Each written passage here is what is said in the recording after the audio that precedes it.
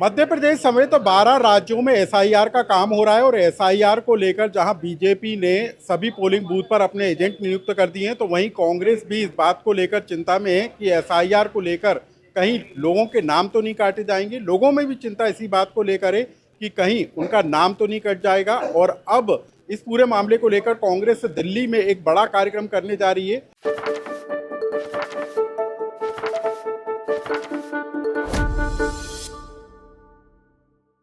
SIR को लेकर लगातार कांग्रेस सवाल उठाती रही है और अब कांग्रेस के नेता सज्जन सिंह वर्मा हमारे साथ मौजूद हैं। सर, एसआईआर को लेकर आप लोग लंबे समय से मामला उठा रहे हैं, अभी भी लोगों के अंदर डर इस बात को लेकर है कि क्या उनका नाम कट जाएगा? कांग्रेस को क्या आशंका है? देखिए, जो बिहार चुनाव में हुआ है, इतना आंदोलन करने के बाद, सही तथ्य प्रस्तुत करने के बाद चुनाव आयोग के सामने, उसके बाद भी फर्जी वोटरों का चमत्कार बिहार के विधानसभा चुनाव में देखने को मिला। हम क्यों सतर्क न रहें? बिल्कुल वो भय हमारे अंदर भी।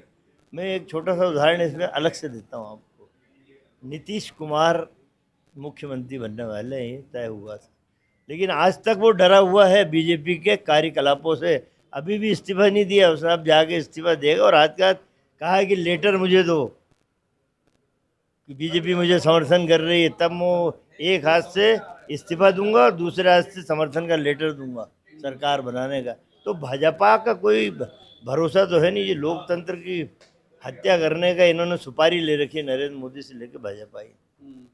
सर, एसआईआर को लेकर क्या आपको लग रहा है कि मतदाता जो गहन पुनरीक्षण का कार्यक्रम हो रहा है, क्या वो सही दिशा में हो रहा है? देखिए, बिल्कुल भी अनप्लान चुनाव आयोग ने, भारत निर्वाचन आयोग पर मेरा आरोप है, मध्य प्रदेश निर्वाचन आयोग पर आरोप है, अनप्लान अधूरा सिस्टम। आज भी कई जगह बीएलओ नहीं पहुंचे। आज हम यहाँ मीटिंग ले रहे थे, तमाम लोगों ने शिकायत की बीएलओ आज भी कई बूथ पे नहीं पहुंचे। दूसरा, जहाँ बीएलओ पहुंचे हैं वहाँ गणना पत्रक, आधी जगह अभी गणना पत्रक नहीं है जो फॉर्म भराना है। तो ये तो आप साफ दिख रहा है कि चुनाव आयोग भाजपा के इशारे पर काम करी। उन बस्तियों में जो गरीब दलित बस्तियां, मजदूरों की बस्तियां, अल्पसंख्यक बस्तियां, उनके नाम काटना इनका प्राथमिकता है, ये एजेंडा। जैसे आरएसएस का एजेंडा हिंदू मुसलमान करो, मंदिर मस्जिद करा के दंगे करो, इसे चुनाव आयोग का एजेंडा ये है बीजेपी के साथ मिलकर कि इन दलित गरीब आदि इनको वोट काटे। तो कांग्रेस के बीएलए क्या कर रहे हैं सर? फिर क्या हम लोग क्या क्या प्लान? जब अब मैं आपसे कह रहा हूँ, मुझे अभी यहाँ आके बोला कई बीएलए लोगों ने कि सर अभी भी पत्रक नहीं पहुँचे हैं। अब बीएलए उन बीएलओ को मारने से तो रहे, क्या करेंगे? दादागिरी करेंगे क्या? और बीजेपी यही चाहती है कि हम कहीं थोड़ा वो झगड़ा करें और वो हो अल्लाह मचा दे पूरे देश में कि देखिए इस तरीके से गुंडागर्दी कर रही है बीजेपी भी पहरेदारी कर रही है। वो कह रहे हैं कि हम भी नजर रखेंगे कि किसी का नाम कट नहीं जाए, जुड़ा नहीं जाए। इनको तो इसलिए ड्यूटी पे लगाया इनके बीएलए को बीजेपी ने कि देखो बीएलओ उन बस्तियों में नाम काट रहा है कि नहीं। जो बीएलओ ये नहीं करेगा उसकी हमारे पास नाम भेजो, क्योंकि इन बीएलओ में बहुत सारे वो कर्मचारी जो अस्थायी हैं, अनियमित हैं, जो अपने स्थायी होने का इंतज़ार बीजेपी के नेताओं की तरफ आंख उठा के देख रहे हैं कि हम स्थायी कर देंगे यदि इनकी मंशा के अनुरूप हम काम करें। तो वो ड्यूटी पे कि जो बीएलओ हमारे एजेंडे को नहीं माने उसका नाम दो, उसको बर्खास्त कर देंगे, हटा देंगे। तो अब क्या कांग्रेस क्या करेगी सर? कांग्रेस देखिए, अब तो बड़ा आंदोलन हम दिल्ली में कर रहे हैं। यहाँ पे अभी बैठक है, मैं जा रहा हूँ, चुनाव आयोग ने बैठक बुलाई है, एक कंप्लेंट लेके जा रहा हूँ, बड़ी विद प्रूफ लेके जा रहा हूँ। पिछले चुनाव में जो कंप्लेंट चुनाव आयोग को करी थी विथ प्रूफ, उस पर आज तक कोई कार्रवाई नहीं करी। उसके सारे में पावती वगैरह सब लेके जा रहा हूँ कंप्लेंट। इसको रद्द करने की मांग करेंगे क्या? रद्द, इसको टाला जाए? देखो, बीजेपी और चुनाव आयोग, इनको तो एन केन प्रकरण राज्यों में चुनाव जीतना है। तो ये तो नक्कार खाना है बीजेपी और चुनाव आयोग। इनके कान में तूती की आवाज़ बुलंद नहीं होती। एसआईआर को लेकर बीजेपी और कांग्रेस के अपने तर्क हैं, लेकिन लोग इस बात को लेकर परेशान हैं कि कहीं उनका नाम मतदाता सूची से तो नहीं कट जाएगा। दिसंबर में अंतिम सूची का प्रकाशन होना है, लेकिन लोगों का जो डर है एसआईआर को लेकर, जो मतदाता पुनरीक्षण का कार्यक्रम है उसको सरल तरीके से समझने की कोशिश करते हैं। हमारे साथ चुनाव आयोग से जुड़े एक्सपर्ट मौजूद हैं, हम उनसे जानेंगे। प्रलय जी से, प्रलय जी, आपने लंबे समय तक इस काम को देखा है, लेकिन अब जो एसआईआर को लेकर तमाम तरह की शंकाएं, लोग इस बात के डर में हैं कि कहीं उनका नाम मतदाता सूची से तो नहीं कट जाएगा। जो अपने घरों पर मौजूद नहीं है, जिनका नाम 2003 की सूची में नहीं मिल रहा है, वो कैसे प्रूव करेंगे? आखिर क्या नज़र आ रहा है आपको कि कहाँ चुनौतियां नज़र आ रही हैं इस पूरे एसआईआर को लेकर? देखिए, एसआईआर हालांकि काफ़ी समय बाद हो रहा है। पहले ये हो चुका है 2004 के पहले, लेकिन इस बार इसको चूँकि राज्यों में चुनाव हो रहे हैं कुछ राज्यों में, और उस चुनाव के पहले एसआईआर शुरू किया गया है, तो उसको लेके लोगों में ये भय व्याप्त है, विशेष रूप से कुछ राजनीतिक दलों में, कि इसमें कुछ गड़बड़ी हो सकती है, जबकि ये ऐसा नहीं है। ये एक ऐसा कार्य है, गहन पुनरीक्षण अभियान जिसे कह सकते हैं हम, विशेष पुनरीक्षण अभियान, जिसमें कि वास्तव में जो मतदाता सूची अब तैयार होगी वो बिल्कुल रूप से शुद्ध होगी, स्वच्छ होगी। लेकिन जो शंकाएं हैं वो क्या है? आपको क्या लगता है, जो डर है क्यों, वो क्या है? लोगों को ये डर है कि उनके नाम वोटर लिस्ट से हटा दिए जाएंगे या गायब कर दिए जाएंगे, जब वो वोट डालने जाएंगे उनके नाम नहीं मिलेंगे। ऐसा नहीं है। गणना पत्रक में इतने प्रावधान किए गए हैं कि वास्तविक वोटर की इससे पहचान होगी।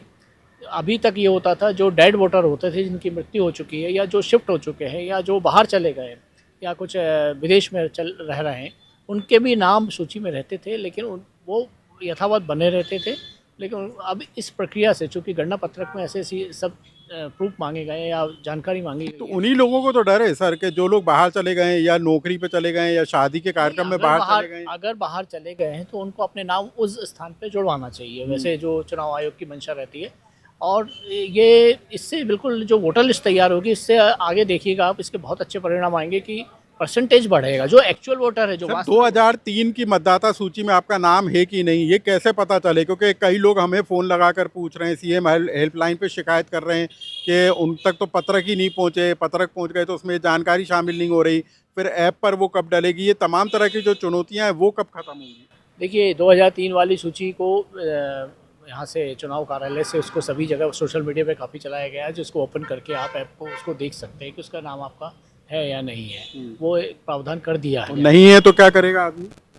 नहीं है तो नए सिरे से उसका नाम जोड़ेगा लिस्ट में, जो कि ये काम चल रहा है अभी। वो जो जहाँ रह रहा है वहाँ वोटर लिस्ट में नाम जुड़वाने के लिए आवेदन विधिवत जो है प्रक्रिया, वो उसको करना होगी। और यदि सूची में नाम है तो क्या उसको मान्य किया जाएगा? मान्य किया जाएगा जो नाम है, और जो वास्तव में उसी पते पे रह रहा है। अगर वो शिफ्ट हो गया, पुराना पता छोड़ चुका, उसको अपने नए कॉन्स्टिट्यूंसी में, नए अपने मतदान केंद्र के अंतर्गत अपना नाम लिखवाना हो। अच्छा, जिन लोगों के नाम नहीं मिल रहे, वो इस बात को लेकर चिंता में है कि कहीं उनका नाम तो नहीं कट जाएगा। कुछ लोग बाहर चले गए, नौकरी पे चले गए, अब यहाँ वो वोट नहीं डाल पा रहे, तो वो ऐसे लोगों का क्या होगा? देखिए, अभी मध्य प्रदेश के संदर्भ में देखा जाए तो अभी चुनाव में यहाँ काफ़ी समय है, लेकिन इस बीच में काफ़ी प्रक्रियाएं चलेंगी। और इसके पहले भी चुनाव आयोग के निर्देश पर मध्य प्रदेश मुख्य निर्वाचन पदाधिकारी कार्यालय द्वारा समय समय पर संक्षिप्त पुनरीक्षण अभियान चलाया जाता था। साल में 2-3 बार ये होता था। उसमें काफ़ी गुंजाइश रहती थी लोगों को कि अपने मतदान केंद्र पर जाएं और जाके अपने फॉर्म लेके अपना जो भी शिफ्टिंग का, अगर उसका कहीं शिफ्ट हुआ है या नया नाम जुड़वाना है या किसी परिवार में किसी वोटर की मृत्यु हो गई, तो उसका करेक्शन करा सकते हैं। और अगर शुद्ध भी करवाना है, अपना नाम में कोई त्रुटि है वो भी करा सकते हैं। ये अभी तक चलता था। अभी मतदाता को मतदान केंद्र जाना पड़ता था बीएलओ से मिलने, अब उल्टा हो रहा है, बीएलओ खुद उनके घर आ रहा है। तो शिकायत तो यही मिल रही है कि बीएलओ नहीं पहुंच पा रहे या पत्रक पहुंचा दिए तो फिर उसको लेने के लिए 3-3 बार आपको जाना पड़ेगा, ऐप पर उसको भर्ती करना पड़ेगा। वो काम बहुत स्लो गति से हो रहा है। गति को बढ़ाने के पूरे प्रयास हो रहे हैं। सभी जिला निर्वाचन अधिकारियों को मुख्य निर्वाचन पदाधिकारी कार्यालय की तरफ से निर्देश दिए जा चुके हैं, कार्य में गति लाएं। सारे बीएलओ को उनकी निगरानी की जा रही है कि वे अपने अपने क्षेत्र में पूरे समय तैनात रहकर इस कार्य को पूरा कराएं।